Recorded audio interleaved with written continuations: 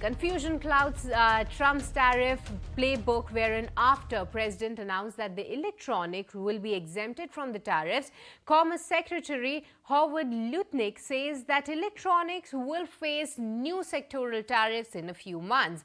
What's clear is that the bigger goal, which is to reduce reliance on China for critical tech. Sumita Karir joins with the latest on this tariff flip-flop. Sumita, over to you. Yes, in fact, just as the world was cheering, exceptions are granted in terms of tariffs in sectors like semiconductors, electronics like smartphones, hard drives, processors, and chips. Now an update has come in from U.S. Commerce Secretary Howard Lutnik. In fact, he was speaking to a television news channel in an interview where he stated that tariffs on some of these sectors like semiconductors and pharma, he spoke about specifically, will be coming in a month or so, and electronics tariffs will be part of special sectoral tariffs as well.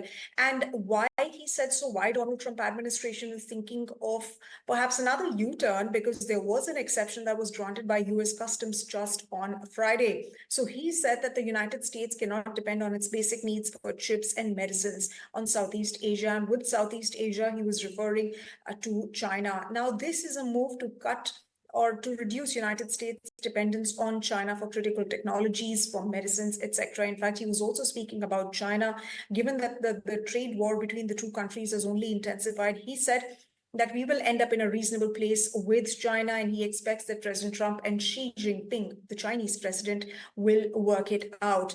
Meanwhile, a confirmation on these sectoral tariffs that will be implemented has also come up from Donald Trump, who's posted on Truth Social, and I quote, "No tariff exceptions were announced. These are part of 20% fentanyl tariffs." He also says that we're taking a look at the whole semiconductors electronic supply chain in the upcoming national security tariffs investigation. So that's as part of the additional, tariffs that could be imposed on these sector-specific segments. But meanwhile, just as this is happening, Chinese President Xi Jinping is all set to take part in a Southeast Asian tour where he's expected to visit countries like Vietnam, like Malaysia and Cambodia. This is, of course, as part of a visible push on his side to increase trade partnerships with other countries, just as the country is reeling with respect to a trade war that's going on with the United States.